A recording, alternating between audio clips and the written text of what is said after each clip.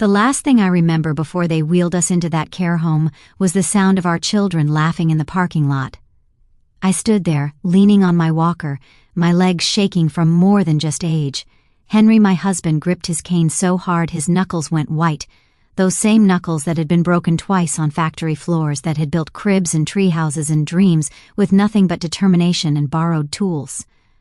Our 6 children, the ones we gave everything for, stood in a half circle like they were waiting for a bus, not saying much, just waiting for it to be over. "Mom, you're going to love it here," one of them said. I don't even remember which one anymore. Their voices all sound the same now, smooth, distant, rehearsed, like lines from a script they'd practiced in the car on the way over. They have activities. Bingo on Thursdays. And there's a garden you can walk in. Bingo. A garden. 60 years of marriage, 43 years in the same house, and they thought bingo would fill the hole they were carving into our hearts. Henry didn't say anything. He just looked at them, one by one, Michael with his expensive suit and his Rolex watch, Susan with her designer purse and her impatient sighs, David and Daniel, the twins who used to finish each other's sentences and now barely looked at each other, Amy, who couldn't meet our eyes, and Joshua, our baby, standing at the back, his face pale and drawn. Henry was memorizing them. I could see it, like he knew this was the last time they'd ever really see him, not as an inconvenience or an obligation, but as their father, the man who had carried them on his shoulders, who had taught them to ride bikes and tie their shoes and be kind to people who had less than them. And then we heard it, the crying, our grandbabies, 3 of them, pressed against the back window of Michael's SUV, their little palms flat against the glass, their faces red and wet with tears. Emma, Matthew, and little Sophie, 7, 5, and 4 years old. "Grandma, Grandpa, please don't go. Why are you leaving them here? I want to stay with Grandma, please, please." Their voices cracked the air like thunder. Sophie was screaming so hard she was hiccuping between sobs. Matthew was banging his fists against the window. Emma's face was pressed so hard against the glass her nose was squished flat. But our children? They didn't even turn around. One of them, I think it was Michael, he just muttered, "They'll get over it," and opened the car door like he was talking about a tantrum over a toy, not the systematic breaking of small hearts. Susan nodded. "It's better this way. Clean break, like we were a bad habit they were quitting. I tried to move toward them. I wanted to run. I wanted to scoop those babies up and tell them it was going to be okay, that Grandma and Grandpa weren't going anywhere, that we'd fight this with everything we had. But my legs wouldn't work. They felt like they belonged to someone else, like they were as betrayed by this moment as my heart was. And Henry just stood there, tears rolling down his weathered face, his whole body shaking, silent as stone. The engine started. The kids were still screaming, still pounding on the windows, and then they were gone, just like that. Taillights fading into the distance, 3 small silhouettes getting smaller and smaller until they disappeared around the corner, and us standing in a parking lot that smelled like disinfectant and defeat, holding garbage bags with our clothes inside. Not suitcases, garbage bags, like trash being taken to the curb. They said we needed professional care.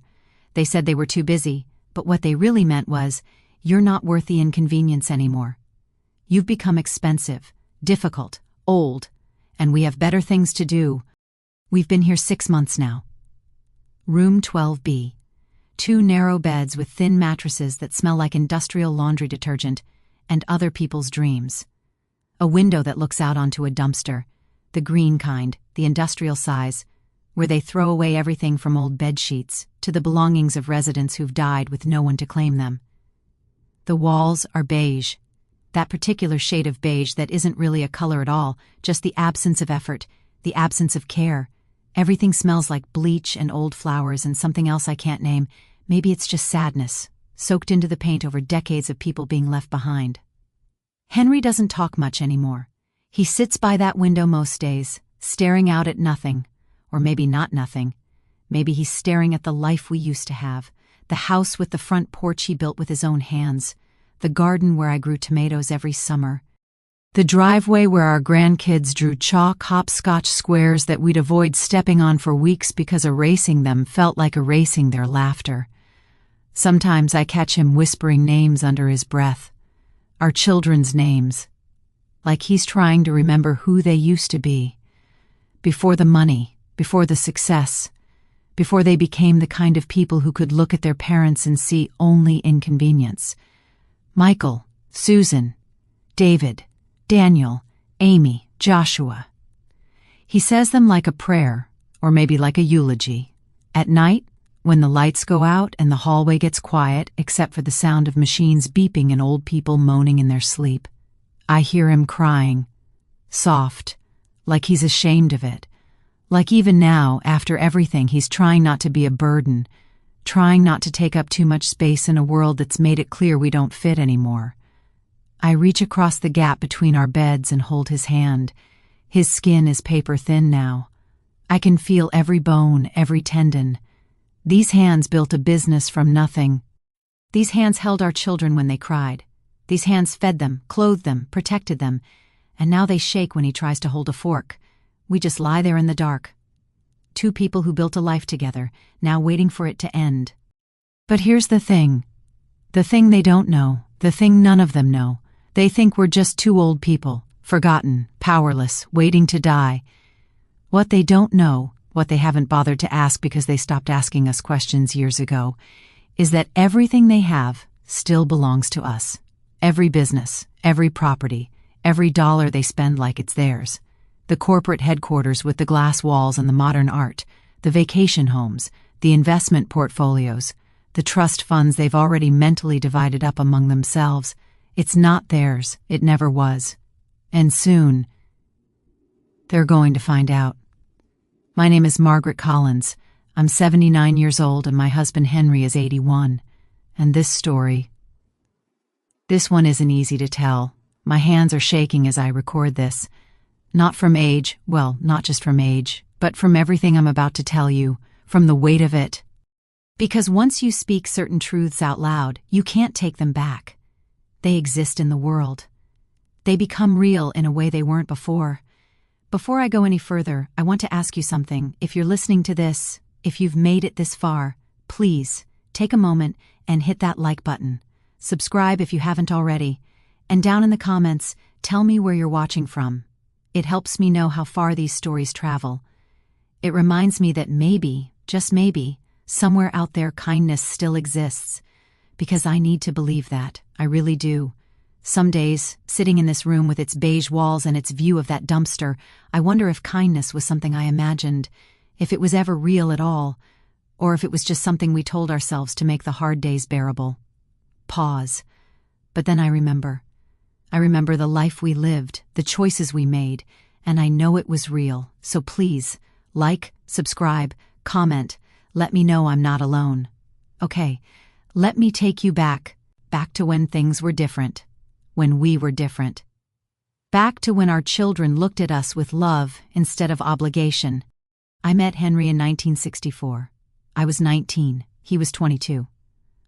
We met at a church social in a town so small you could walk from one end to the other in 10 minutes, the kind of town where everyone knew everyone else's business, where you couldn't buy a quart of milk without running into someone who wanted to chat about the weather or their cousin's wedding, or the new stop sign they'd put up on Main Street. Henry walked into that church basement wearing a brown suit that was too big for him, probably borrowed from his father or bought secondhand from the church charity bin, and shoes that squeaked when he walked. His hair was slicked back with too much pomade. He looked nervous, awkward, out of place. But when he smiled at me, God, when he smiled, the whole room disappeared. It wasn't a perfect smile. He had a chipped front tooth from a baseball accident when he was 12. But it was genuine. The kind of smile that came from somewhere deep inside, the kind you can't fake no matter how hard you try. He walked right up to me, the skinny kid in an oversized suit with squeaky shoes, and said, "I'm Henry, and I'm going to marry you." I laughed. "You don't even know my name." "Then tell me," he said, "please." Margaret Ann Fletcher. Margaret Ann Fletcher, he repeated like he was memorizing it. "That's a beautiful name." "My name's Henry James Collins," and I meant what I said. "I'm going to marry you." I should have walked away. I should have thought he was crazy or presumptuous or both. But I didn't. Because when he looked at me, I felt seen, Really seen, not as the girl who worked at the diner, not as the girl whose father drank too much and whose mother had died when she was 8, not as the girl who wore the same dress to church every Sunday because it was the only nice one she owned. He saw me, and 6 months later, on a cold February morning in 1965, we stood in front of that same church and promised to love each other forever. People said we were too young, too poor, too foolish. "You'll never make it," my aunt said. "You're making a mistake," Henry's father warned. Maybe we were foolish, maybe we were naive, but we were in love. The kind of love that makes you stupid and brave at the same time. The kind of love that makes you believe you can survive on nothing but hope and determination. We rented a tiny apartment above a laundromat, 1 bedroom. A kitchen so small you couldn't open the oven and the refrigerator at the same time. A bathroom with pipes that clanged every time you turned on the water. The floors creaked. The walls were paper thin. We could hear our neighbors arguing, making love, watching television, living their entire lives just inches away from us. In the winter, we could see our breath in the bedroom. We'd pile every blanket we owned on the bed and sleep curled around each other like puzzle pieces, our breath mingling in the frozen air. The radiator barely worked. The landlord, a grumpy man named Mr. Kowalski who smelled like cigarettes and talked with a thick Polish accent, said he'd fix it next week. Next week never came, but it was ours. And we were happy. God, we were so happy. I remember lying in that freezing bedroom, wrapped in Henry's arms, listening to the clothes dryers thumping away beneath us, and thinking, this is perfect. This moment, right now, is perfect. We didn't need much. Scrambled eggs for dinner, coffee in the morning, the Sunday paper we'd read together, Henry doing the crossword while I read the advice column out loud, both of us laughing at the ridiculous problems people wrote in about. "Dear Abby," I'd read, "I'm in love with 2 men and can't decide which one to marry. Tell her to flip a coin," Henry would say, not looking up from his crossword. "That's terrible advice." "Is it? If she's relieved when it lands on one, she has her answer. If she wants to flip again, she has her answer too." He was smart like that. Simple wisdom that cut through complicated problems. Then the babies came. First Michael, born on a sweltering July day in 1966. I labored for 14 hours.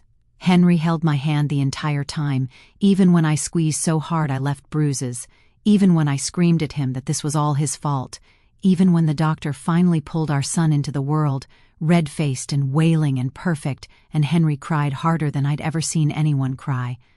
"We made him," he whispered, his voice full of wonder. "Maggie, we made him." Michael had Henry's eyes and my stubbornness. From day one he knew what he wanted and hollered until he got it. Then came Susan in 1968.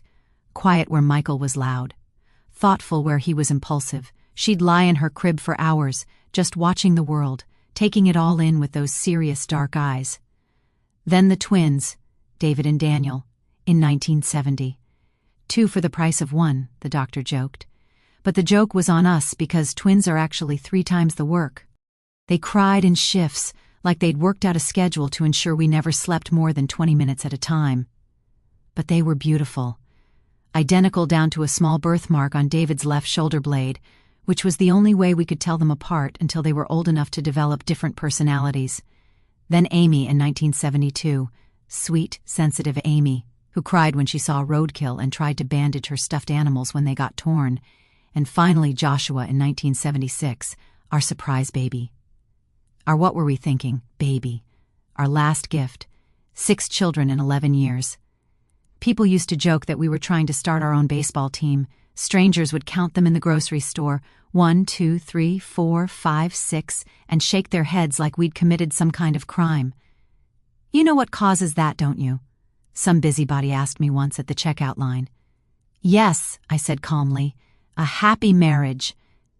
Henry would laugh and say, "We're building a legacy," and we believed it, we really did. We believed that family was everything, that the sacrifices we made didn't matter because we were building something bigger than ourselves, something that would outlast us. We believed our children would remember. Henry's hands told the story of our lives. By the time he was 40, they were covered in scars, little white lines crisscrossing his knuckles like a roadmap to nowhere.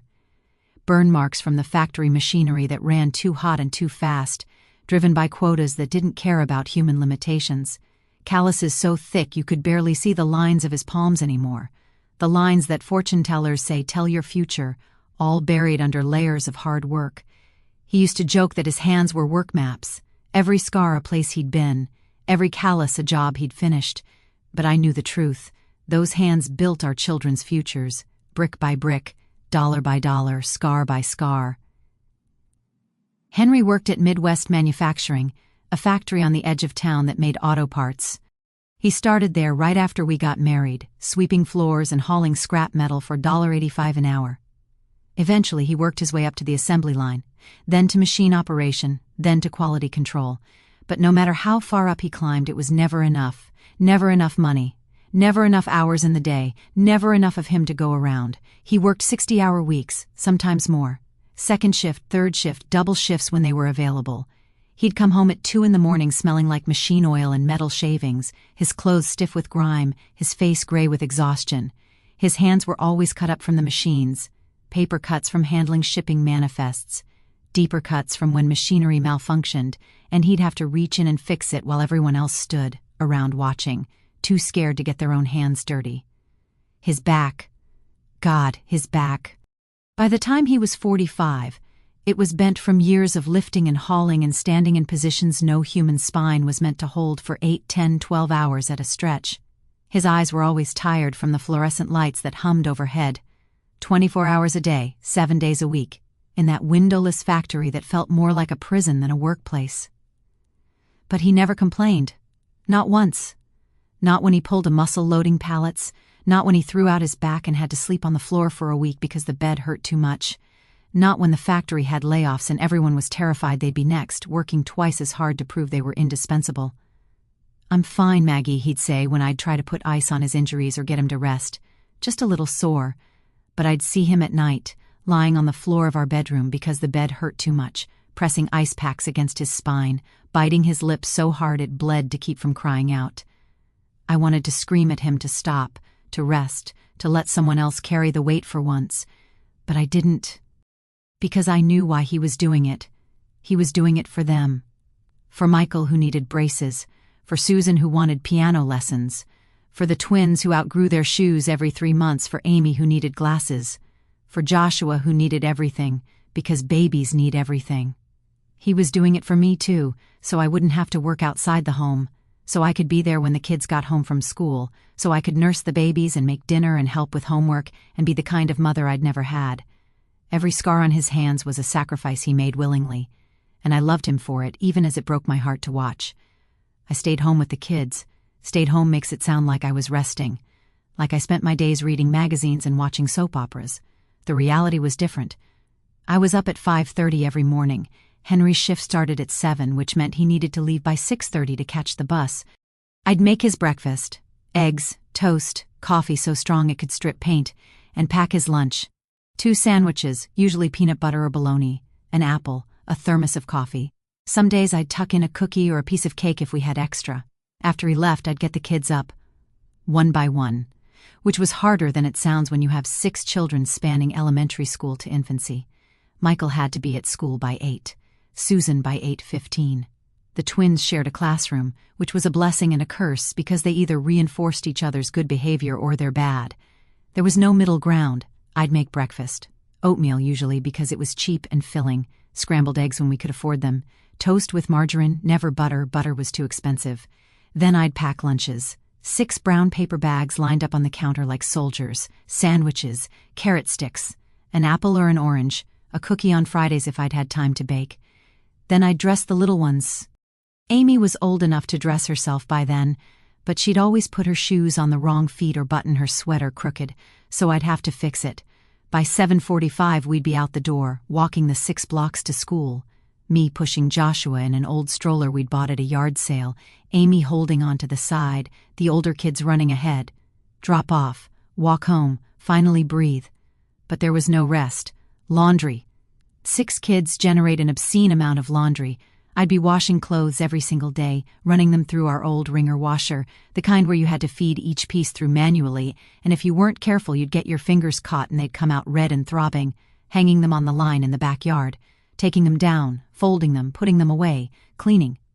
With 6 kids, the house was always a disaster. Toys everywhere, dishes in the sink, mud tracked across the floor, crayon on the walls, mysterious sticky spots that appeared overnight. Cooking. Dinner had to be ready by 5:30 when Henry got home. And it couldn't just be anything. It had to be filling, nutritious, and cheap. I became an expert in stretching a pound of ground beef across multiple meals. Casseroles, soups, stews, pasta with whatever vegetables I could grow in our small garden. And sewing.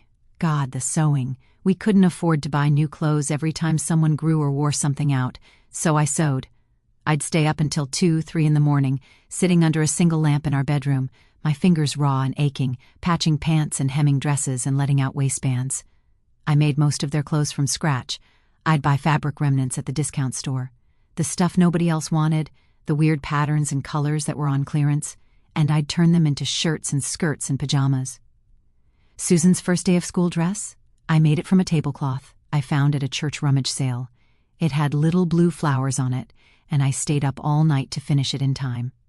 She wore it with such pride, twirling in front of the mirror, unaware that she was wearing something that had wiped up spaghetti sauce from someone else's Sunday dinner just weeks before. The twins' winter coats? I made them from an old army blanket someone gave us. They were scratchy and olive green and absolutely hideous. But they were warm, and they were free.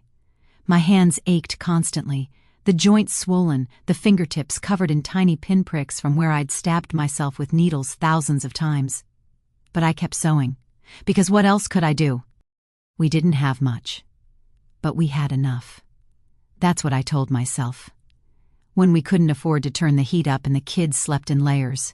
When dinner was pancakes because it was the end of the month and the next paycheck wasn't until Friday. When I had to tell one of them, no, we can't afford that, not this time, maybe next month. We had enough. But there were moments, God, there were moments, that broke something inside me. Like the time Susan came home from school crying. She was 8, 3rd grade, it was picture day. All her friends had worn fancy dresses and gotten their hair done. Susan wore a dress I'd made from curtains. Literally, curtains, the kind with a pattern of yellow roses that I'd somehow convinced myself would look nice as a dress. It didn't, and the other kids let her know. "Your dress is ugly," one girl told her. "It looks like my grandma's couch," another said. Susan came home sobbing. She ran straight to her room and wouldn't come out. I knocked on her door. "Sweetheart, can I come in?" "Go away, Susan, I hate that dress. I hate it. Why can't I have a nice dress like everyone else? Why are we so poor?" I stood there in the hallway, my hand on the doorknob, and felt my heart crack. Because she was right. We were poor. And no matter how hard I tried, no matter how many curtains I turned into dresses, I couldn't change that. Or the time Michael wanted to go on the school trip to the science museum. 5th grade. All his friends were going. It was the only thing he talked about for weeks. "It's only $20, he said.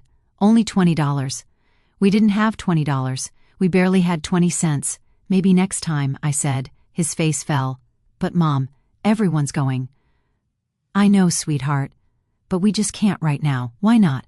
How do you explain poverty to a 10-year-old? How do you tell them that Daddy's working overtime isn't enough, that we're always one emergency away from disaster? We just can't," I said again. He didn't argue, just nodded and went to his room. The day of the trip, he stayed home sick. He wasn't sick, he just couldn't face being the only kid who didn't go. Henry found out that night. "Why didn't you tell me?" he asked. "There was nothing you could do. I could have picked up another shift." "Henry, you're already working 60 hours a week. I don't care." His voice cracked. "He's my son. He wanted to go to that museum. I should have been able to give him that." He put his head in his hands and cried. Strong, steady Henry, who never complained, who worked until his body broke. He cried because his son couldn't go to a museum, but we kept going. That's what you do when you're parents. You keep going. You sacrifice. You struggle. You stretch every dollar until it tears, and you tell yourself it's worth it. Because one day, things will be better. One day they'll understand. One day they'll look back and realize how much you loved them. One day. Michael was the first to go to college. He got accepted to a state school 3 hours away. Full ride. Academic scholarship. We were so proud we cried for a week straight. The day we dropped him off, Henry and I drove him there in our old station wagon, the one with 200,000 miles on it and a door that didn't close properly, so we had to tie it shut with rope. We pulled up to the dormitory, and my breath caught in my throat. It was beautiful. A big brick building with white columns and manicured lawns. Students everywhere laughing and hauling boxes and hugging their parents goodbye. So many parents. Parents who drove new cars, who wore expensive clothes, who carried their kids' belongings in matching luggage sets instead of cardboard boxes and garbage bags. I looked down at my dress, the same one I'd worn to church every Sunday for 5 years, and felt small. But then Michael hugged me. "Thank you, Mom," he whispered. "Thank you for everything." And it didn't matter that my dress was old or that our car was held together with duct tape and prayer. My son was going to college. Henry stood in the parking lot after we said goodbye, hands in his pockets, staring up at that building like it was a cathedral. "You did it, Maggie," he whispered. "Our boy's going to college." I squeezed his hand. We did it. Then Susan got in, then David, then Daniel. One by one they left, and every time it felt like a little piece of us went with them, but we were proud. God, we were so proud. Amy got into nursing school, Joshua got a football scholarship to a university downstate, all 6 of them, college educated. We'd done it. 2 people who'd started with nothing, who'd lived above a laundromat and eaten pancakes for dinner and sewn clothes from curtains, had put 6 children through college. It felt like winning the lottery. It felt like everything had been worth it. But college changed them, not all at once, slowly, gradually, like erosion. Michael came home for Thanksgiving his sophomore year wearing clothes I didn't recognize, designer jeans, a polo shirt with a little horse on it, shoes that cost more than our monthly grocery bill. "Where'd you get those?" I asked. "Oh, I got a job, at the campus bookstore." But something about the way he said it didn't ring true. Later I'd find out he'd gotten a credit card, was racking up debt buying things to impress his friends, things that would take him years to pay off. But in that moment, I just smiled and said, "That's nice, honey." Susan stopped calling as much.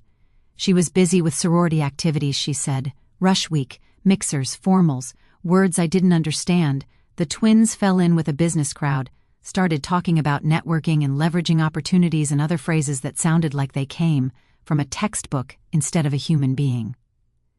Amy became quieter, more distant. She'd call every Sunday, but the conversations got shorter, more strained. And Joshua stopped coming home at all. "Football practice," he'd say. "I can't miss it." Then it was team dinners. Then it was, "I've made plans with friends. We understood.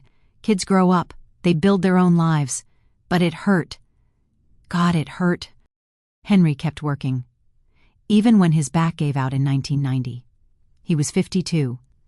Threw it out lifting a pallet wrong, and something in his spine just gave up. The doctor said he needed surgery, maybe 2 surgeries, and months of physical therapy after. "How much will it cost?" Henry asked. The doctor quoted a number that might as well have been $1 million. "I can't afford that," Henry said. "Mr. Collins," I said, "I can't afford it." So instead, he wrapped it up, popped painkillers, went back to work. I'd see him at night, lying on the floor because the bed hurt too much, pressing ice packs against his spine, biting his lips so hard I thought he'd bite through it.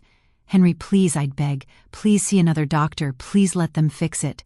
"With what money, Maggie? We have 3 kids still in college. Amy's got 2 more years of nursing school. We can't afford for me to stop working. We can't afford for you to destroy your body either." But he wouldn't listen.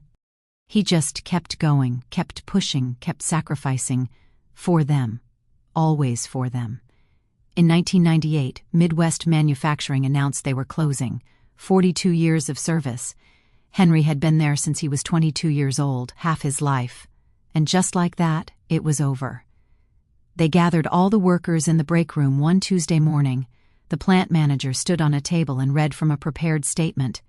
Corporate restructuring, cost-cutting measures, outsourcing opportunities, words that meant, "You're fired, and we don't care that you gave us the best years of your lives." They'd get 2 months severance, that was it. No pension, no benefits, no retirement plan, just a handshake, a cheap plaque that said in appreciation of your service, and a good luck. Henry came home that day and sat at the kitchen table. He didn't say anything, just sat there staring at his hands, Those scarred, calloused, broken hands that had built so much and were now worthless to the world. I made him coffee, put it in front of him. He didn't touch it. We sat in silence for 20 minutes. Then he spoke. "What are we going to do, Maggie?" I didn't have an answer. Joshua was still in school. We had a mortgage, bills, car payments, health insurance that was about to disappear. "I don't know," I said quietly. He looked up at me. His eyes were red, hollow. "I'm 60 years old," he said. "Who's going to hire a 60-year-old man with a broken back and no college degree? We'll figure something out. We always do." But even as I said it, I didn't believe it. For the first time in our marriage, I was genuinely scared. Henry spent 2 weeks applying for jobs. Every factory within 50 miles, warehouses, retail stores, gas stations. Nothing. Too old, too expensive, too slow. One manager actually told him to his face, "Look, buddy, I need someone who can keep up. No offense, but you're past your prime." Past his prime, at 60. Like a piece of fruit that had gone soft. I watched him sink lower and lower. The man who had always been so strong, so steady, started to crumble. He'd sit at the kitchen table for hours, just staring at nothing. He stopped shaving, stopped showering regularly, stopped pretending things were okay. One night, I found him in the garage, just sitting in his car in the dark. "Henry?" He didn't answer. "Henry, what are you doing?" "Thinking." "About what?" A long pause. "About how I've failed." My heart clenched. "You haven't failed." "Haven't I?" His voice was bitter. "I can't provide for my family. I can't get a job. I can barely stand up straight without my back screaming. What good am I?" I opened the car door and slid into the passenger seat. "You listen to me," I said fiercely. "You are the best man I have ever known. You have worked yourself to the bone for this family. You have sacrificed everything, your health, your happiness, your dreams, to give our children better lives. You have not failed." He shook his head. "It doesn't feel that way. I don't care how it feels. I'm telling you the truth. And we're going to get through this, together. Like we always have." He finally looked at me, really looked at me. "How, Maggie, how are we going to get through this? I don't know yet, but we will." 3 days later, Henry came home with papers, legal documents, business plans, pages and pages of notes in his careful handwriting. "What is this?" I asked.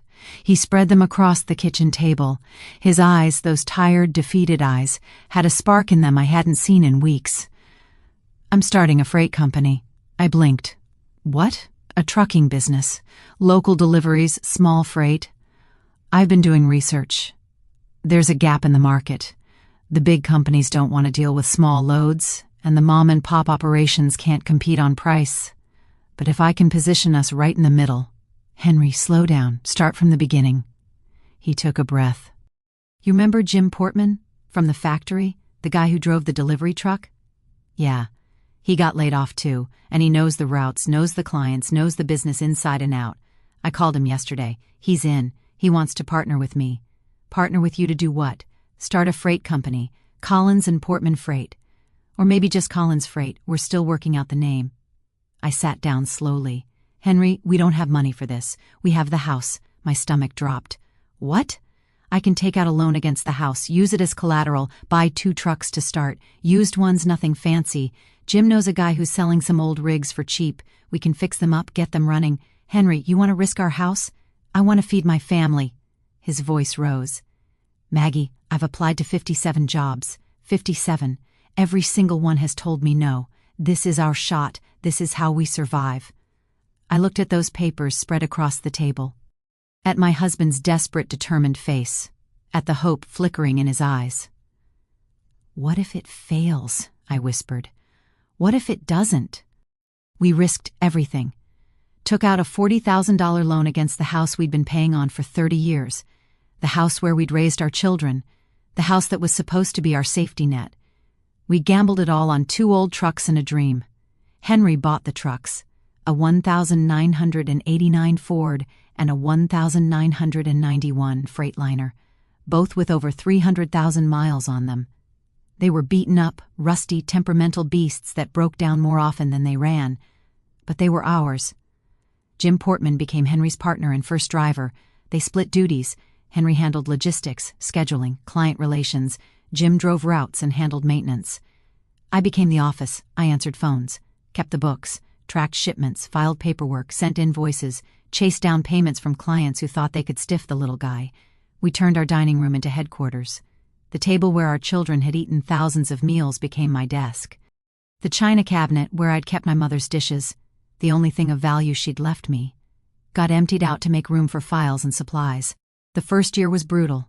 We worked 16, 18, 20-hour days. Henry would drive routes when Jim couldn't, coming home at 3 in the morning, sleeping for 4 hours, then getting up to handle paperwork before driving another route.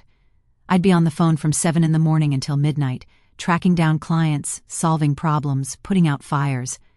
We lived on coffee and crackers and pure determination. The trucks broke down constantly. The Ford threw a rod 3 months in, cost $2,000 to fix, money we didn't have. Henry maxed out a credit card. The Freightliner's transmission gave out 4 months later, another $1,800. Another credit card. We were drowning in debt, barely making loan payments, constantly robbing Peter to pay Paul. But slowly, we started to build a reputation. Collins Freight was reliable. We showed up on time. We didn't lose shipments. We treated clients with respect and honesty. Word spread. 1 client became 2, 2 became 5, 5 became 10. By the end of the first year, we had 7 regular clients and enough income to hire a second driver. By the end of year 2, we bought a 3rd truck. Year 3, we moved out of the dining room and rented a small office in an industrial park. Year 4, we had 8 trucks and 6 employees. It was working. Against all odds, it was actually working. Our children knew we'd started a business, but they weren't particularly interested. Michael would ask polite questions when he called. "How's the trucking thing going?" "Good," Henry would say. "Really good, actually." "That's great, Dad. Listen, I gotta run," and that would be it. Susan sent a card when we opened the office. "Congratulations on your new venture." Love, Susan, like it was a hobby, a little project to keep us busy in retirement. The twins didn't acknowledge it at all. Amy sent flowers. That was nice. Joshua said cool when we told him, then changed the subject to his new job at an investment firm. They were busy with their own lives. We understood that. Michael had graduated and gotten a job at a big consulting firm in Chicago, making 6 figures. Living in a high-rise apartment, dating a woman who wore pearls to brunch. Susan had married a doctor. They lived in a beautiful house with a 3-car garage and a pool. David and Daniel had both gone into business. They were wheeling and dealing, making money moves, climbing corporate ladders. Amy was a nurse practitioner, married to a physical therapist. They had 3 kids, our first grandbabies. Joshua was working in finance, making more money than Henry and I had made in our entire lives combined. They were successful, everything we'd worked for. But they were also different. They'd call, but the conversations were surface level, weather, work, nothing real. They'd visit, but it always felt rushed, like they were checking a box. Visit parents, done. The grandkids would run around our small house, and I'd catch our children looking at things, the worn carpet, the outdated furniture, the kitchen that hadn't been remodeled since 1983, with expressions I couldn't quite read. Embarrassment? Pity? Superiority? I tried not to think about it. They were busy, they were successful. That's what we'd wanted, right? By 2005, Collins Freight was one of the biggest independent hauling companies in the state. 22 trucks, 35 employees, contracts with major manufacturers and retailers, revenue in the millions. We'd done it. 2 people who'd started with nothing but a loan and a prayer had built something real, something substantial. Henry was 71, still working but not driving anymore. His back couldn't take it. He managed operations from the office, handled big client relationships, made strategic decisions. I was 69, still doing the books, though we'd hired an accountant to help. Still answering phones, still the heart of the business. We should have been proud. We were proud, but we were also exhausted. That's when Michael came home for Thanksgiving. He walked into our house wearing a suit that probably cost more than our monthly mortgage payment. Drove a BMW, smelled like expensive cologne. He looked around our house, the same house where I'd rocked him to sleep as a baby, where I'd bandaged his scraped knees and helped him with homework and listened to him cry about his first heartbreak, and I saw it in his eyes. He was measuring it, judging it, finding it wanting. We sat down for dinner, turkey I'd cooked myself, Mashed potatoes, green bean casserole, the same meal I'd been making for 40 years. Michael picked at his food. Not hungry? I asked. Oh, I'm just watching my carbs. My trainer says. He had a trainer. After dinner, he asked to speak with us privately. We sat at the kitchen table, the same table where we'd made the decision to risk everything, where we'd cried and planned and dreamed. Mom, Dad, Michael said, pulling out a leather portfolio. We need to talk about the business. Henry frowned. What about it? You're sitting on a gold mine, but you're running it like a mom-and-pop shop. It is a mom-and-pop shop, I said. Michael smiled. That corporate smile, the one that didn't reach his eyes, the one he must have learned at some seminar on how to manipulate people. Exactly, and that's the problem. Over the next hour, he laid it all out. Charts, projections, market analyses. Words like synergy and optimization and scalability. He wanted to modernize the company, bring in investors, expand operations, rebrand, go regional, then national. I can handle it, he said. I've got the MBA, the experience, the connections. You two just relax. Enjoy retirement. You've earned it. Henry was quiet for a long time. I could see him thinking, weighing, the exhaustion in his eyes, the pain in his back, the fact that he was 71 years old and still working 60-hour weeks. Let me think about it, he finally said. Michael nodded. Of course. But Dad, seriously. This opportunity won't last forever. The market's hot right now. If we move fast, we could be looking at a $10–20 million business within 5 years. After he left, Henry and I sat on the couch. What do you think? I asked. He sighed. I think maybe he's right. Maybe we should slow down. Are you sure? He took my hand, those scarred, calloused hands that had built everything we had. Maggie, I'm tired. I'm 71 years old. My back hurts. My knees hurt. Hell, even my hair hurts. I laughed despite myself. Let him run it, Henry said. It'll be his one day anyway. Maybe it's time we finally rest. Pause. I wanted to say no. Something in my gut was screaming at me to say no. But I looked at my husband, this man who had worked himself to the breaking point for our family, and I couldn't. He deserved to rest. He deserved to finally, after 50 years of back-breaking labor, take it easy. Okay, I whispered. If that's what you want. He pulled me close. We did good, Maggie. Look at what we built. Look at our kids. They're all successful, happy. That's all that matters. Pause. That was the moment. The moment we handed over everything we'd built, not because we were weak, but because we trusted them, because they were our children. And we loved them. Michael officially took over operations in early 2007. We had a meeting with lawyers, signed papers, transferred control. Technically, legally, Henry and I still owned the business. It was held in a family trust that Mr. Richardson, our attorney, had set up back in 1999. Something about estate planning and tax benefits and protecting assets. I didn't understand all the details, just that we were still the trustees. We still had ultimate control. But Michael was now president and CEO. He made the day-to-day decisions. And we were supposed to retire. At first it was fine. Michael brought in Susan to handle the financial side. She had a degree in accounting and had been working at a big firm. She knew numbers. She was smart, capable. David and Daniel came on to manage logistics and operations. They'd both worked at major corporations. They knew systems, processes, how to scale.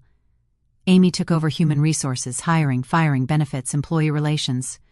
Joshua handled new business development, bringing in clients, negotiating contracts. It was a family business, just like we'd always wanted. They came over for Sunday dinners, brought the grandkids, laughed, told stories about the business. We landed a huge contract with Anderson Manufacturing, Michael would say. That's wonderful, I'd reply. We're expanding into 3 new states, David would add. You kids are doing amazing, Henry would say, beaming with pride. For about 6 months it felt normal.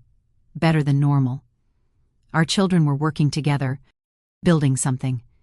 And Henry and I could finally rest. We'd go to the office occasionally. Henry wanted to stay involved. He'd ask questions, offer suggestions based on his decades of experience. Michael would nod politely. Thanks, Dad, I'll consider that. But you could tell he wasn't really listening. Then things started to shift, gradually, like a ship turning in the water. You don't notice it at first. But eventually you realize you're heading in a completely different direction than you thought. The Sunday dinners became less frequent. "Sorry, Mom, we can't make it this week. Big project at work. Next week's not good either. The kids have activities. Maybe in a couple weeks?" The couple weeks became a month, then 2 months. The phone calls got shorter. "Hi, Dad. Yeah, everything's fine, just busy, real busy. Talk soon. Click." Henry would stand there holding the phone, staring at it like it had betrayed him. "They're busy, I'd say. They're building the business." "Yeah," he'd reply. "I guess," but I could see the hurt in his eyes. Henry still wanted to stay involved with the company. It was his baby. He'd built it from nothing. He couldn't just walk away, so he'd call Michael with ideas. I was thinking about the Anderson route. If we shifted the schedule by a few hours, we could consolidate with the Harper delivery and save a trip. "Dad, we've already optimized the routes. We have software for that now." "I know, but I just thought, I appreciate your input, but we've got it handled. Click." Or he'd show up at the office we'd rented, that we'd furnished, where we'd spent countless hours building the business. He'd walk in and the receptionist, a young woman he didn't recognize, would look up with a pleasant smile. "Can I help you? I'm Henry Collins. I'm here to see Michael. Do you have an appointment?" "I don't need an appointment. I'm his father. I own the company." Her smile faltered. "Let me check if he's available." She'd make a call. There'd be whispered conversation. Then, "I'm sorry, Mr. Collins. Michael's in a meeting.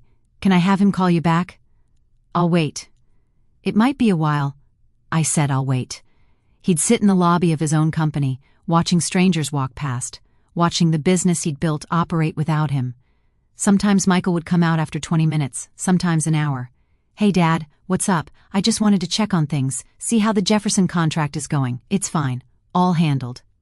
"And the new truck we ordered?" "Arrived last week." "Good, good." "Listen, I had some thoughts about expanding into Indiana." "Dad, we're already working on Indiana. It's covered." "Oh, okay." Awkward silence. "Well, I should get back to work," Michael would say, and Henry would leave. Every time a little smaller, a little more defeated. Then came the day in 2011 when Henry insisted on visiting the office. He called Michael ahead of time. "I want to come by tomorrow, see the new setup. You've been telling me about all the changes, and I'd like to see them for myself." Michael sighed. The kind of sigh you make when someone's being inconvenient. "Dad, we're really busy right now. Maybe another time. I'll only be a few minutes." Another sigh, longer, more exasperated. "Fine. But please, don't touch anything. Some of the equipment is really expensive, and I'm not going to break anything, Michael. I know, I'm just saying, don't touch anything. In the company he built." Henry came home that day broken. He walked in the door, sat down at the kitchen table, and just stared at nothing. I was folding laundry. I looked up and my heart sank at the expression on his face. "How was it?" I asked, though I already knew the answer. "They've changed everything," he said quietly. I put down the laundry, sat next to him. "What do you mean? The name, the logo, the trucks, they're all different. Different how?" "Modern," Michael said. "More professional." He laughed bitterly. "Collins Freight is now Collins Logistics Group. The old logo, you remember it, the one with the road and the sunrise that we designed together? It's gone. Now it's just some abstract geometric thing." "Maybe it's a good change," I offered weakly. "More contemporary. Maybe." He didn't sound convinced. We sat in silence for a moment. Then he said, "They took down the picture." "What picture?" His voice cracked. "The one of us. From the grand opening in '99, remember? Jim took it. We were standing in front of the first office with the big banner. You were wearing that blue dress. I had my arm around you. We were so happy, Maggie. So proud. I remembered. Of course I remembered. That picture had meant everything to us." "It was in the lobby," Henry continued. "Right when you walked in, everyone could see it. Our story, where we came from. Where is it now?" "Gone." Michael said they redecorated. They have some modern art piece there now, some thing. I don't even know what it's supposed to be. Lines and shapes. "Maybe they moved our picture somewhere else?" I asked.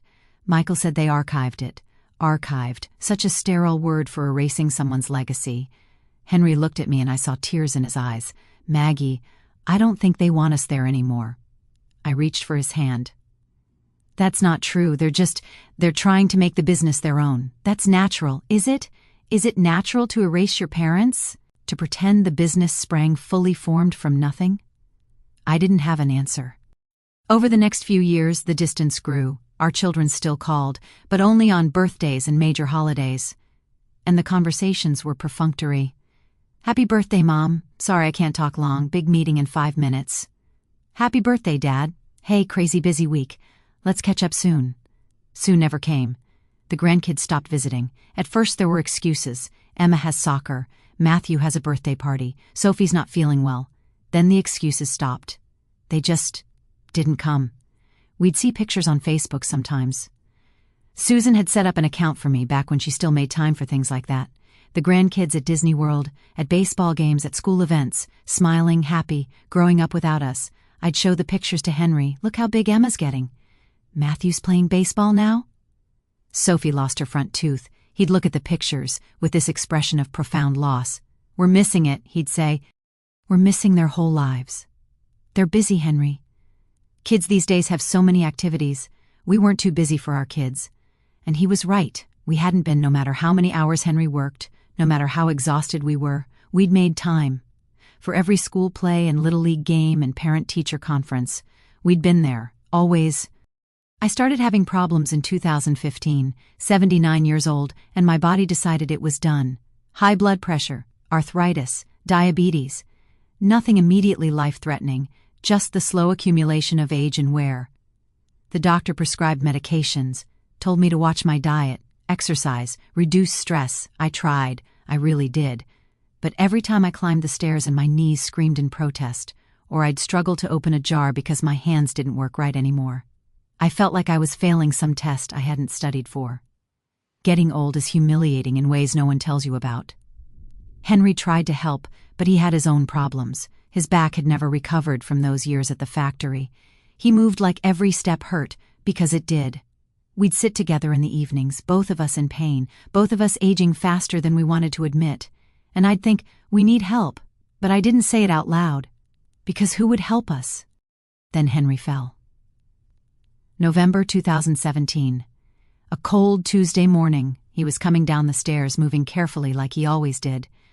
But he missed a step. His foot just slipped. I was in the kitchen. I heard the crash, the sickening thud of his body hitting each step, then silence. "Henry?" No answer. "Henry!" I found him at the bottom of the stairs, conscious, thank God, but his face was gray with pain. "My hip," he gasped. "Maggie, I can't move." The paramedics came, rushed him to the hospital. Broken hip. He needed surgery. The doctor was young. Couldn't have been older than 35.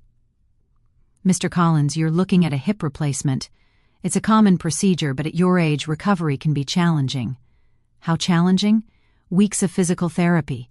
You'll need assistance at home, help with bathing, dressing, getting around." "I can help him," I said. The doctor looked at me with kind eyes, the kind of kindness that's really pity in disguise. "Mrs. Collins, with all due respect, you're also dealing with health issues. This is going to be physically demanding. Is there anyone else who can help?" "Family?" I thought about our 6 children, our successful, busy children. "Yes," I said. "We have family." The surgery went fine. Henry came home 3 days later. He couldn't put weight on the hip for 6 weeks. Needed help with everything. Bathing, dressing, getting to the bathroom. I did my best. But I was 77 years old. My back couldn't handle lifting him. My knees couldn't handle the constant up and down. So I called the kids. Michael first. "Hi, honey. Your father had an accident. He's okay, but he broke his hip. He's going to need some help for a few weeks, and I was wondering if maybe you could—" "Oh my God, is he okay?" "He's fine. He had surgery.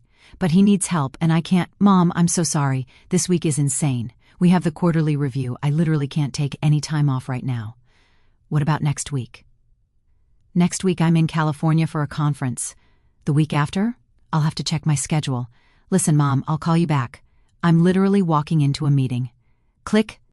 I called Susan. "Oh, Mom, that's terrible. But you know I can't get away right now. Marcus has that big surgery next week. He's the lead surgeon, and I have to manage the kids alone. Emma has state championships for soccer. It's not a good time." Susan, there's never going to be a good time. Your father needs help now. Can't you hire someone? Like a home health aide? With what money, Susan? Silence. I'll send you a check, she said finally, to help with expenses. She sent $500. A home health aide cost $25 an hour. I called the twins. Both had similar excuses. Dad, I'm in Tokyo for 3 weeks. Sorry, Mom, right in the middle of a major acquisition. Amy at least felt guilty. Mom, I wish I could, I really do, but I'm working 12-hour shifts at the hospital, and Tom's father just had a stroke, and we're trying to help with that, and the kids. It's fine, I said, even though it wasn't. It's fine. Joshua was the last call. Our baby, our surprise. The child who had slept in a dresser drawer because we couldn't afford another crib. Hey, Mom, Joshua, your father fell. He broke his hip. He needs help. Oh, man. That sucks. That sucks. Can you come home just for a week or two? I can't, Mom. I'm managing a huge portfolio transition. If I leave now, I'll lose millions for my clients. Your father is more important than money. I know that. But I have responsibilities, bills to pay, a career to maintain. You understand, right? I wanted to scream. I understand. Do you understand that your father worked 60-hour weeks so you could have a career to maintain? That he destroyed his body so you could worry about million-dollar portfolios? But I didn't say any of that. I just said, fine, don't worry about it, and hung up. Henry heard all the calls. Lying in the hospital bed we'd rented, unable to move, he heard me beg each of our children for help, and he heard them all say no. That night he cried, not from physical pain, from heartbreak. We did something wrong, he whispered. Somewhere along the way, we failed them. No, I said fiercely, we didn't fail them, they failed us. But maybe he was right. Maybe we'd loved them too much, sacrificed too much, given them everything and taught them nothing about giving back. Or maybe they'd just forgotten where they came from, forgotten what love looks like, forgotten us. 6 months after Henry's fall in May 2018, all 6 of our children showed up at our house, together. I heard the cars pull up and looked out the window. Michael's BMW, Susan's Mercedes, the twins in their matching Audis, Amy's sensible Honda, Joshua's Tesla. Henry, I called. The kids are here. All of them? All of them. We looked at each other. For a moment, hope flickered. Maybe they'd come to help. Maybe they'd realized how hard things had been. Maybe, but then I saw their faces as they walked up the path, determined, resolved, united. And I knew. This wasn't a rescue, it was an intervention. They sat us down in our own living room, like we were children being scolded. Michael took the lead, of course, always the oldest, always in charge. Mom, Dad, we need to talk. Henry's hand found mine. We've been talking, Michael continued, all of us, and we're worried about you. We're fine, I said automatically. You're not fine, Susan said. Her voice was gentle but firm, the voice she probably used on her kids when they were misbehaving. Dad fell. He's not fully recovered. You're both dealing with health issues. This house is too big for you to maintain. We've been maintaining it for 40 years, Henry said. Yes, and it shows, David said. The words hung in the air like an accusation, and it shows. Translation, your house is old and shabby just like you. I looked around our living room. The carpet was worn, yes. The furniture was outdated. The paint was fading. But it was ours. Every mark and stain had a story. The spot on the wall where Michael had thrown a baseball indoors. The burn mark on the coffee table from when Susan tried to make candles for a school project. The scratched hardwood in the hallway where the twins used to race their toy cars. This wasn't just a house. It was our life. Daniel pulled out a folder. Of course there was a folder. We've been doing some research. There's a place about 30 minutes from here, Sunrise Senior Living. It's really nice. They have nurses on staff, activities, other people your age. We're not going to a nursing home, I said. It's not a nursing home, Amy said quickly. It's an assisted living facility. There's a difference. What's the difference? Henry asked. Well, you have more independence, your own room, but there's help available if you need it. We don't need help. Dad, Michael said. You fell down the stairs, you couldn't get up. Mom had to call 911. What if that happens again and she can't get to the phone?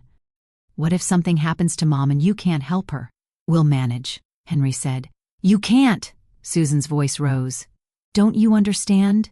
You can't manage anymore. You're not young. Things are only going to get harder. I felt tears burning in my eyes. So your solution is to warehouse us? It's not warehousing, Joshua said.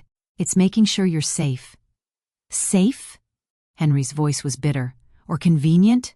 Safe for us? Or easier for you? Silence. That's not fair, Amy said quietly. Isn't it? Henry looked at each of them. 6 children. Not one of you could spare a week to help me when I was recovering. Not one. You all had excuses, work, kids, travel. But now you can all take time off to gang up on us? We're not ganging up on you, Michael said. We're trying to help. By taking away our home? By giving you a better quality of life. Quality of life? I laughed, but it came out broken. You think shuffling us off to some facility will give us a better quality of life? We're not asking for much, you know. We don't need money. We don't need gifts. We just wanted you to be here, to visit, to call, to remember that we exist. Susan was crying now. We do remember. We're busy. We were busy too, Henry said. But we made time, always. For every game, every recital, every scraped knee and broken heart. We made time. That was different, Michael said. Why? Because we're not worth it anymore? Because you're not safe living alone. So you've already decided, I said dully. This isn't a discussion. You've already made up your minds. The silence that followed told me everything I needed to know. They moved us 3 weeks later, packed up our things like we were already dead, and they were cleaning out an estate. Most of it went to storage. We'll sort through it later, Michael said. But later never came. I knew it wouldn't. They kept a few things, photo albums, important documents, clothes, everything else. The furniture Henry and I had saved for, the dishes from our wedding, the knick-knacks collected over 60 years of marriage, got shoved into a storage unit somewhere. Out of sight, out of mind. The drive to Sunrise Senior Living was the longest 30 minutes of my life. Henry and I sat in the back seat of Michael's BMW like prisoners being transported. The grandkids were there. Emma, Matthew, and Sophie, crammed into Susan's car following behind us. I could hear them crying. Even through the closed windows, even over the sound of the engine, I could hear them. Why can't Grandma and Grandpa stay with us? Because they need special care, honey. But I want them. I know. But this is what's best. What's best? Such a convenient phrase. It absolves you of guilt. It makes cruelty sound like kindness. Sunrise Senior Living was exactly what you'd expect. Clean, modern, sterile. A woman at the front desk greeted us with a smile so practiced it looked painted on. You must be the Collinses. Welcome. Let me show you to your room. Our room. Room 12B. It was small, 2 narrow beds, a bathroom, a window with a view of a dumpster, beige walls, industrial carpet, the smell of disinfectant, trying to mask the smell of something else. Decay, death, despair. It's nice, Susan said too brightly. Very spacious, Amy added. They were lying, and everyone knew it. The grandkids were inconsolable. Sophie wrapped herself around my legs, sobbing. Please don't stay here, Grandma, please, it smells bad. Emma was hitting Michael's arm. You promised we weren't leaving them. Emma, stop, you promised. Matthew just stood in the corner, silent tears streaming down his face. Henry knelt down, slowly, painfully, and pulled the kids close. Hey, it's okay. Grandma and Grandpa are going to be fine. No, Sophie wailed. You're not. You're going to be alone. We have each other, he said, his voice breaking. We'll always have each other. Emma looked up at him with those huge brown eyes. Can we visit? Henry looked at Michael. Michael looked away. Of course you can visit, I said, even though I knew they wouldn't. They left 20 minutes later. Had to get the kids home. It was a school night. Soccer practice tomorrow. Life goes on, quick hugs, forced smiles. We'll come see you soon, Michael said. Call if you need anything, Susan added. Love you, the twins said in unison, like they'd rehearsed it. Amy kissed my cheek. Her lips were cold. Joshua squeezed Henry's shoulder. Hang in there, Dad. And then they were gone. The sound of engines starting, doors closing, cars pulling away. And us, standing in room 12B, surrounded by garbage bags full of our clothes, staring at the beige walls of our new reality. Henry sat down on one of the narrow beds. It squeaked. He looked at me, and the expression on his face broke something inside me that I didn't know could break anymore. What do we do now, Maggie? I sat beside him, took his hand. We survive, like we always have. The first week was the hardest. We barely slept. The beds were uncomfortable. The room was too cold, then too hot. The sounds, oh God, the sounds. Other residents moaning in their sleep, machines beeping, nurses rushing down hallways at 3 in the morning. The smell never went away. No matter how much they cleaned, there was always that underlying scent of industrial disinfectant failing to mask human decay. Breakfast was at 7:30 in the communal dining room. We sat at a table with 3 other couples, none of whom spoke much. They ate their oatmeal, always oatmeal, or scrambled eggs that looked like rubber, in silence. One woman, Dorothy, would stare at the door the entire meal. "My son is coming today," she'd say. "That's nice," a nurse would reply. But her son never came. Every day, "My son is coming today." Every day, silence. After 2 weeks, I realized.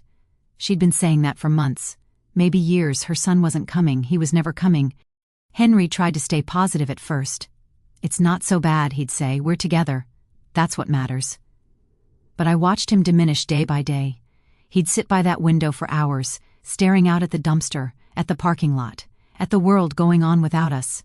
Sometimes his lips would move. I'd lean close and hear him whispering their names. Michael, Susan, David, Daniel, Amy, Joshua.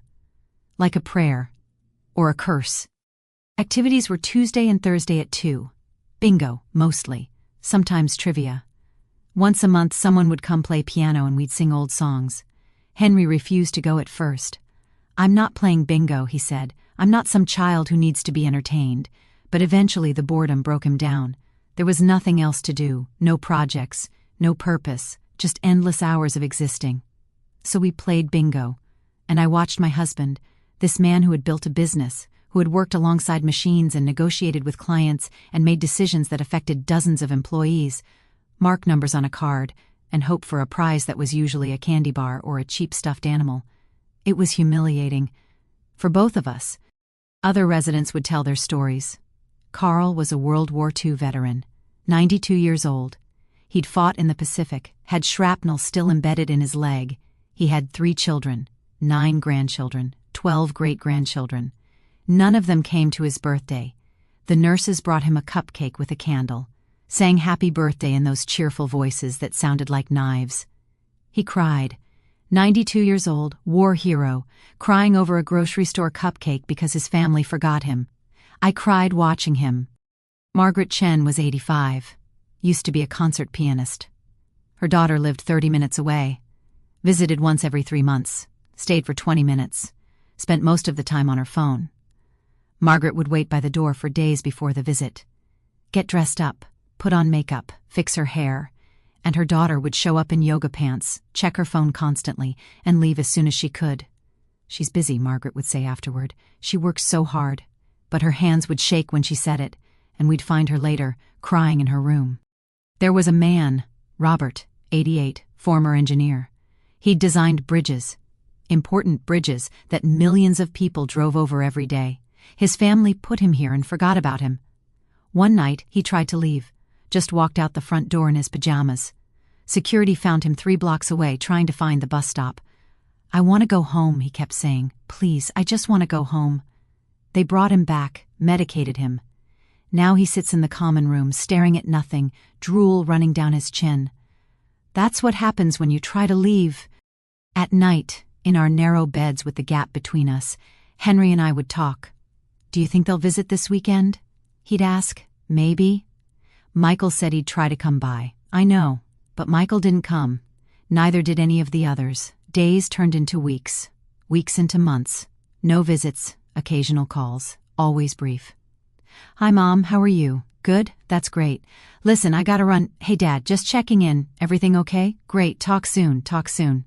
The cruelest lie. 6 months in, Henry stopped eating. Not intentionally, he just lost interest. The food was bland, institutional, the same rotation of meals week after week. But it was more than that. He was giving up. I could see it in his eyes. The light going out, the will to fight fading. "Henry, you need to eat. I'm not hungry. You need to keep your strength up." "For what, Maggie? What am I keeping my strength up for?" I didn't have an answer. I tried calling the kids. "Your father's not eating. I'm worried about him." "Did you tell the nurses?" "Yes, but then they'll handle it. He needs to see you. He needs to know you still care." We care, Mom. We're just busy. Always busy. Too busy for the people who were never too busy for them. One night, I woke up to find Henry's bed empty. Panic seized me. I got up, my knees screaming in protest, and found him in the bathroom, sitting on the floor in the dark. "Henry?" He didn't answer. I sat beside him. We sat there on the cold tile floor, two old people in the dark, and I felt his shoulders shaking. "I can't do this anymore," he whispered. "Can't do what?" "This, being nothing, being nobody, just waiting to die." I pulled him close. "You're not nobody. You're my husband. You're their father. You built a business. You raised 6 children. And what does any of it matter? They dumped us here like garbage, Maggie. That's what we are to them. Garbage they couldn't be bothered to deal with anymore. That's not true, isn't it?" The next morning, I called Mr. Richardson, our lawyer, the one who'd helped us set up the business, who'd handled all our legal affairs for 30 years. "Mrs. Collins, how are you? I need to see you, as soon as possible. Of course. Is everything all right?" No, it's not. Mr. Richardson came to Sunrise Senior Living on a Thursday afternoon. He was in his 60s now, still sharp, still carrying that same worn leather briefcase he'd had for decades. He walked into room 12B and I saw his face change. Shock, pity, anger, Margaret, Henry. I had no idea. "Nobody told me." "Told you what?" Henry asked. "That you were here." He looked around the room, the narrow beds, the beige walls, the window with its view of the dumpster.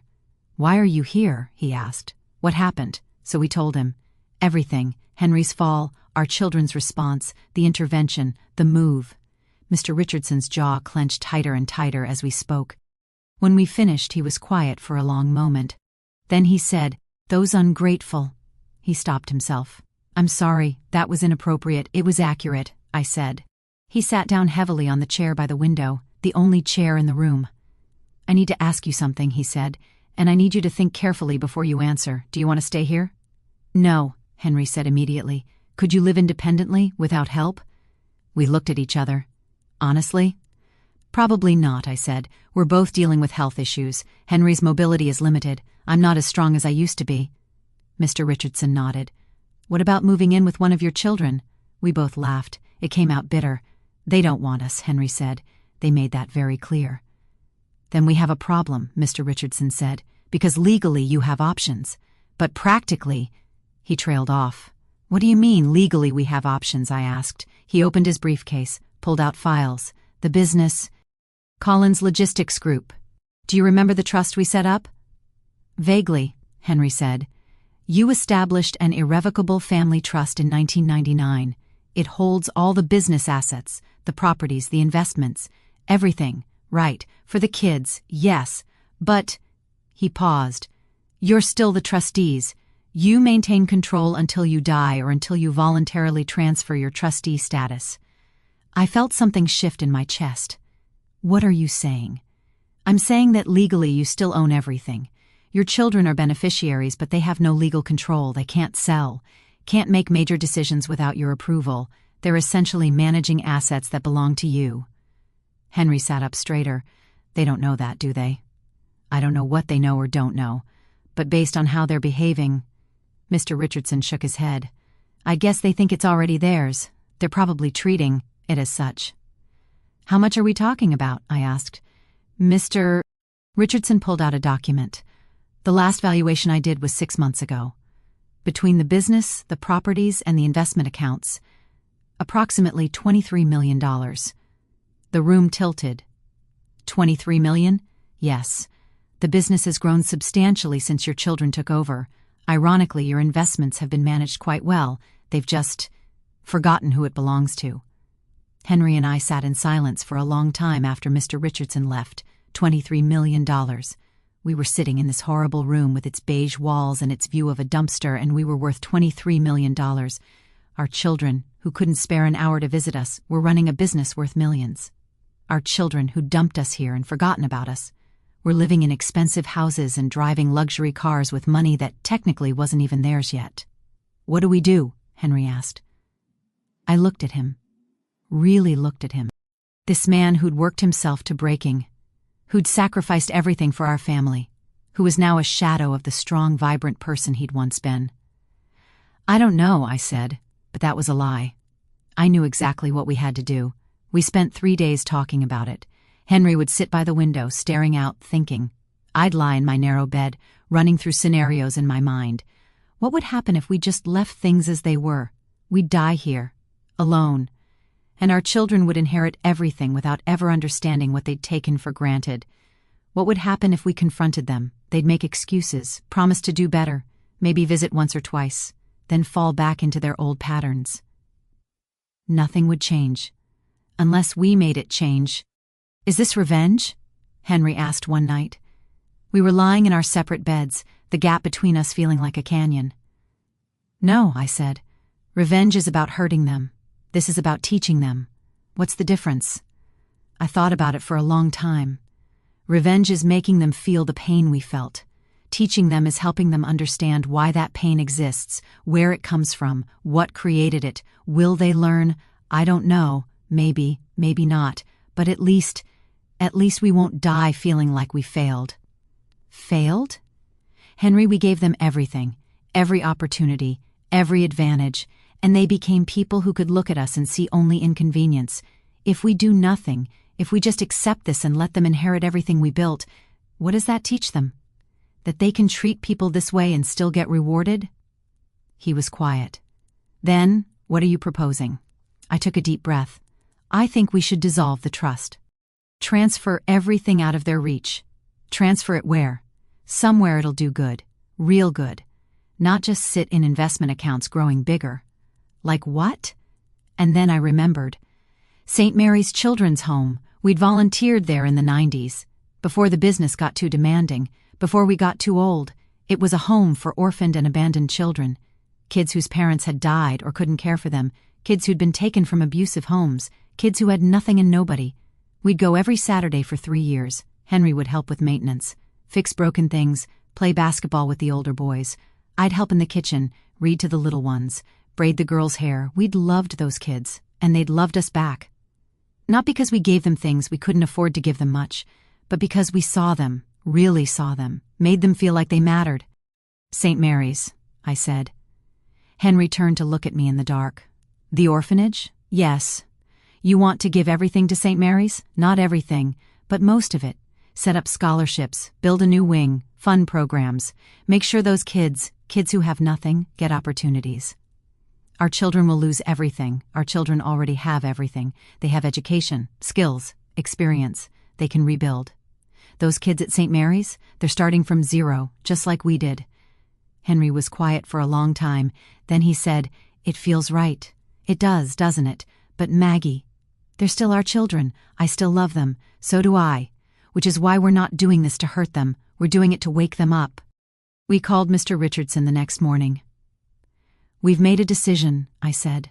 I'm listening. We want to dissolve the family trust, transfer all assets to St. Mary's Children's Home, set up a foundation in our name, scholarships for the kids, programs, whatever they need, silence on the other end.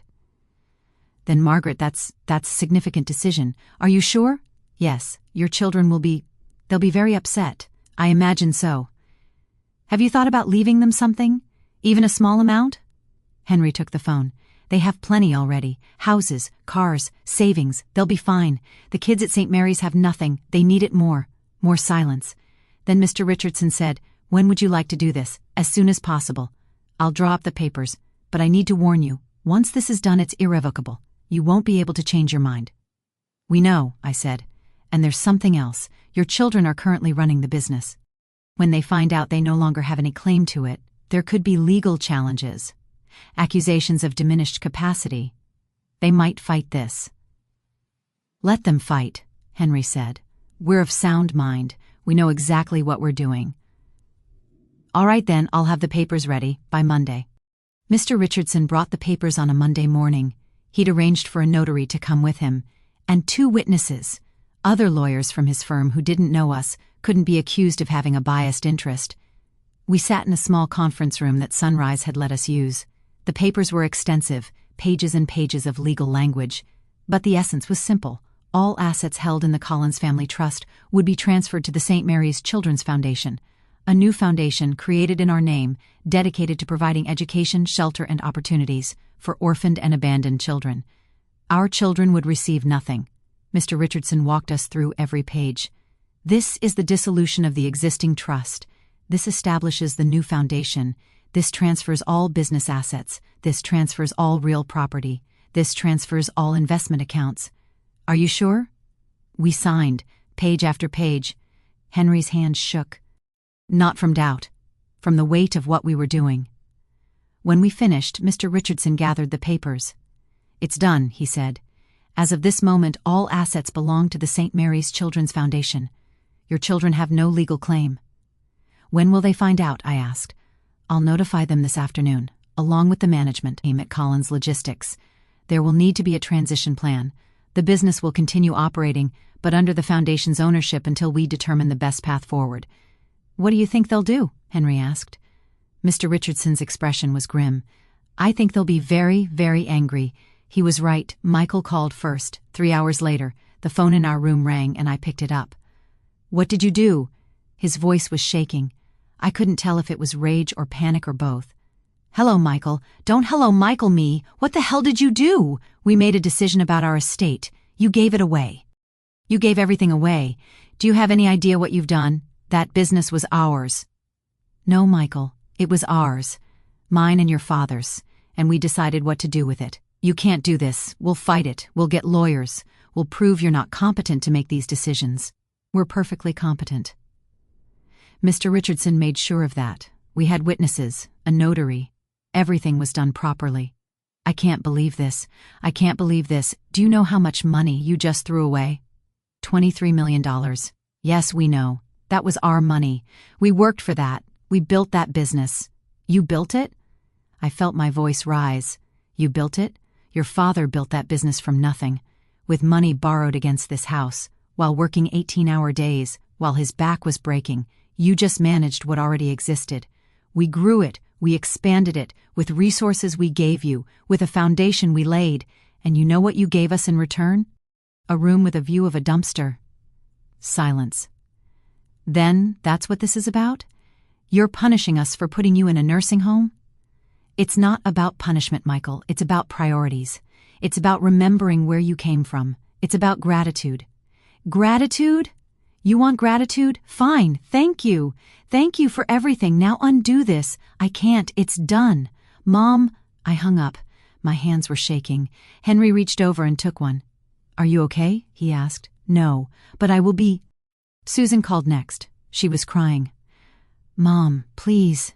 Please tell me this is a mistake. Please tell me you didn't really give everything away. It's not a mistake, Susan. But why? Why would you do this to us? When was the last time you visited us, Susan? I've been busy. 6 months. It's been 6 months since you put us here.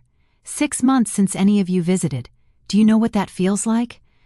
We were going to visit. Life is so hectic and we weren't a priority. We understand. We just want you to understand that maybe money shouldn't be your priority either. This will ruin us, Mom. Do you understand that? Marcus has his practice, but our house, our cars, the kids' private school, it's all based on our income from the business. We'll lose everything. Then you'll understand what it feels like to start over. Like we did. Multiple times. I have 3 children, and we had 6, and we managed. You'll manage too. She was sobbing now. I'm sorry, Mom. I'm so sorry we didn't visit. I'm sorry we weren't there. Please, please don't do this. It's already done, sweetheart. I'll do better, I promise. We'll visit every week, every day, please. And there it was. The promise that should have come without blackmail, the attention that should have been freely given. Too little, too late. Goodbye, Susan. The twins called together. Conference call. They were furious, threatening legal action, talking about conservatorships and cognitive assessments and financial elder abuse. You do what you need to do, Henry told them. But the decision stands. Amy called crying and apologizing and begging. Joshua called drunk and screaming. By the end of the day, we'd heard from all 6 of them. Not one of them asked how we were doing. Not one of them said they loved us. They only cared about the money. And that told us everything we needed to know. The next few weeks were chaotic. Lawyers called, documents were filed. Our children tried to fight it, just like Mr. Richardson predicted. They hired attorneys, demanded cognitive evaluations. We submitted to the tests, answered every question, proved we were of sound mind. The judge ruled in our favor. The transfer stood. St. Mary's Children's Home called us. The director, a woman named Sister Patricia, came to visit. She sat in our small room and cried. "I don't know what to say. This is life-changing for so many children. Tell us how you'll use it," I said. She pulled out plans, dreams she'd had for years but never had the funding for. A new wing with individual rooms so kids wouldn't have to share cramped spaces. A scholarship fund for every child who aged out of the system. Mental health services, tutoring programs, art and music classes. "We want to build something called the Henry and Margaret Collins Center for Children," she said. "A place where kids who've been abandoned can feel loved, safe, valued." Henry started crying. "That's all we ever wanted," he said, "for kids to feel loved." They sent us pictures. Construction breaking ground, kids smiling, new beds being delivered, books for the library. We put the pictures up on our beige walls, and slowly, room 12B started to feel less like a prison and more like something else. Not home, it would never be home, but a place where we'd made a choice that mattered. It's been a year now since we signed those papers. The orphanage sent us pictures last week. The new wing is finished, beautiful, bright, full of children who finally have their own space, their own dignity. There's a plaque in the lobby. The Henry and Margaret Collins Center for Children, built on love and sacrifice. They spelled sacrifice with a C instead of an S in the first version.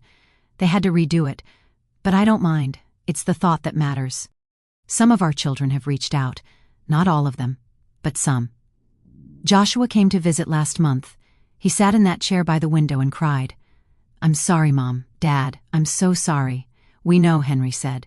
"I was selfish. I was ungrateful. I was everything you taught me not to be." "So what are you going to do about it?" I asked. "I don't know, but I want to fix this, if you'll let me." We're taking it slow with Joshua. He visits once a week now, sometimes twice. We talk, really talk. He's starting to understand. Susan calls every few days. The conversations are awkward. But she's trying. Michael is still angry. I don't know if he'll ever forgive us. Maybe that's okay. Maybe some lessons are too hard to learn. The twins haven't spoken to us. Amy sends cards, short messages, thinking of you, love you, baby steps. We're taking it one day at a time. Building something new, not from money or business or legacy, from truth, from honesty, from the understanding that love without action is just a word. Henry's health is failing. The doctors say it won't be long now. Months, not years. His body is finally giving up after 8 decades of hard use. But his spirit is lighter than I've seen it in years. Last night, he looked at me and said, "Maggie, do you think we did the right thing?" I squeezed his hand. Those scarred, calloused hands that built so much. "I think we did the true thing, and sometimes that's the same as right." He smiled. "I love you. I love you too." Here's what I want people to understand. We didn't do this for revenge. We did it to remind them where they came from, to remind them that everything they have, their education, their opportunities, their success, was built on someone else's sacrifice. And that when you forget that, when you take it for granted, you lose something essential. You lose your humanity, because gratitude forgotten is love buried alive. And love, once buried, never grows again. But maybe, just maybe, if you dig deep enough, you can plant something new, something real, something that lasts beyond money and business and inheritance, something that matters. There are over 200 children at St. Mary's now. 200 kids who have beds and books and hope, who have therapy and tutoring and dreams, who know that somewhere, 2 old people they never met loved them enough to give them a future. That means more to me than any amount of money our children could have inherited. Because those kids, they'll remember. They'll grow up knowing that someone sacrificed for them. And maybe, just maybe, they'll pay it forward. They'll remember what it feels like to be forgotten. And they'll make sure nobody else feels that way. My name is Margaret Collins. I'm 79 years old, and my husband Henry is 81. And this is our story. We built something with our hands and our backs and our hearts. We raised 6 children who forgot us. And then we gave it all away to children who'll never forget. I don't know if we'll be remembered. I don't know if our names will mean anything in 50 years. But I know this: we died the way we lived. With purpose, with love, with the understanding that what we leave behind isn't measured in dollars or buildings or business empires. It's measured in lives changed, in children saved, in hope restored, and that is enough. Thank you for watching. Don't forget to subscribe and tell me where you're watching from in the comments. I post new stories every day. And to anyone listening, call your parents. Visit them. Don't wait until it's too late, because one day you'll be old too, and you'll remember.